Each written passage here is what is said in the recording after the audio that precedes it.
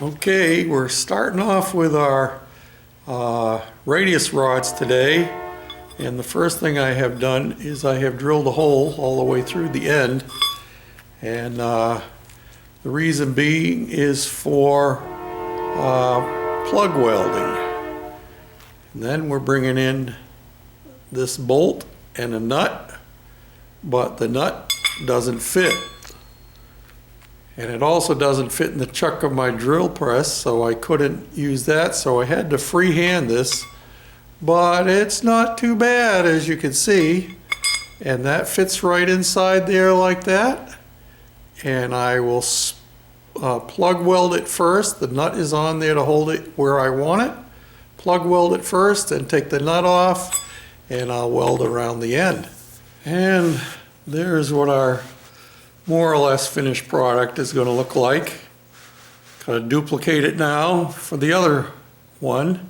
Actually, we'll end up duplicating it 3 times, but I could only afford to buy 2 bolts and 2 nuts.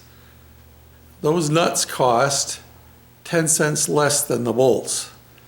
And between them, it was over $10 for 2 bolts and 2 nuts.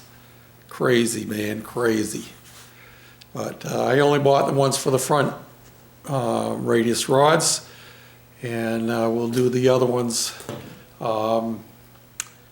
when we get to the back. And I have just got a phone call from a fellow who told me that he's definitely going to take this tractor. Good deal for 50 bucks, I'd say. Excellent running motor, and yeah, it runs and drives, electric start. The battery doesn't go with it, but yeah, I did change the seat on it, put a Craftsman seat on when I thought my son was going to get it, but that's okay. It'll be more funds for the goofy cart. Hey guys, I realized when I started figuring out where I was going to put my radius rods that I had to first locate my steering shaft so that they would not interfere. And the way my steering was set up, it was pushing the box too far back, and I think I had mentioned before that I thought I might need to reverse the shaft, and that's exactly what I did. And I'll tell you what, this is one heavy-duty unit. Let me see if I can pull this up out of here. Look at the size of that thing, huh? All brass gear. This one here is not brass, it's a steel gear. But and they have bronze bushings. And this was lubricated with gear oil. There wasn't much left in it. In fact, there's some rust on the top side of this gear holder right here. But yeah, all I had to do was pull it out. This was down before. I pulled it out, flipped it over, put it back in, and now all I got to do is clean up all my gasket area, and I'll put it back together. And once I get it in place, I'll refill it with gear oil. So that's pretty cool. And the way it's going to work out, this bushing that's over here, let me loosen this up so you can see it better. This bushing and this seal over here is going to be pointing up, and so it won't be able to leak out of that. The only problem I'm going to have is my fill plug is on the bottom now, so I'll just have to make sure that I fill it before I put it into service. And I think probably all I'll need to do is put just a little bit in there, because it'll pick it up as you're turning anyway. So yeah, that's pretty heavy duty for a snow blower. And you look at this other one over here. I had picked up another snow blower from the scrap yard. And I was going to use this because I figured, well, it's lighter weight and I could get smaller collars for it and so forth.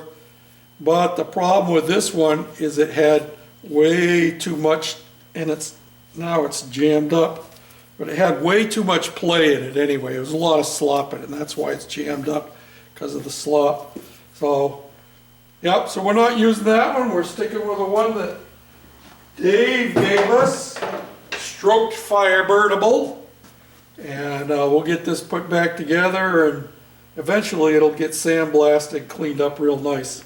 But for now, we're just going to get it back together so I can get it mounted in the frame. You know what I'm saying? More later. Hey, guys and gals. It's me, George, the Shade Tree Fix-It Man. And as you saw in the previous short video clips, I've been working on radius rods. Nope, they're not hooked up. They're just sitting there. I do have the hole drilled down here in the frame, and the nut that's going to get welded on for the bung mount is there. I do have my drag link in place. It needs to be shortened a little bit, I think. But if I squat down and see if I can do this without too much shakiness, you can see that it runs pretty parallel to the frame. And you'll notice that, yep, I had to drop that way down in there. I think that's right. I might even go up to the next hole up. Not sure yet. I'm still in the mock-up and fitting stages, you know. So be patient with me. I realized that before I could hook all of this up, I had to determine where my steering was going to come through the frame so that this didn't interfere with that. And both radius rods will be in the same place. I have them both drilled out on the frame. Just need to weld those bungs in and then do my job up here in the front. Steering box is in, and I have some more work to do on it. I couldn't keep the box flipped around. Even though I changed the shaft around, as you saw, it still ended up turning the wrong way. So I had to turn it back, and I had already drilled the hole and had the steering box mounted, thinking it was okay. So it's going to be kind of far back, and we're going to have to do some test fitting, but I think we can make it work still. Yeah, and notice I have it up on the front wheels. Now I can't just let all the pressure go on the wheels, because not having those radius rods on, the axle just wants to twist down. That's what those radius rods do. They keep the axle from twisting. But I'm pretty sure that this spring is going to do the job, and if worse comes to worse, we still have the other part of the spring over here. And if I need to, I could cut the ends off of that and make another leaf to go on here. So I would have 3 leaves instead of just the 2. But that remains to be seen. Yeah, this piece here that slides onto the shaft from our steering box is actually the collar off of a front fork. I needed something that was exactly 1 inch inside, and I went out through all the tubing I had and couldn't find any, and then I found this fork. Actually, it's the fork I had talked about using the shocks out of for the rear suspension on this, but that's not going to happen now. But anyway, this is a snug fit, and it's so snug that it actually makes a vacuum when you try to pull it off. I didn't finish welding this piece on. At first I thought maybe I could get away with just using this. It's kind of a pear shape, but that's going to be my starting point. And of course, when we get our steering wheel just exactly where we want it, we're going to have this turned straight up and down. And let me see. Whoops, going the wrong way here. I would have to turn, yeah, I have to turn it and get this so it's perpendicular, and then this piece will get cut to length and it'll get welded onto there, and we'll dress it all up, make it like one solid piece. You know what I mean? Yeah. So that's what that is. And that's what I've been working on for most of the day. Had a couple interruptions, ones we don't mind too much. Unfortunately, this zero turn radius lawnmower that I worked on last week is back in the shop.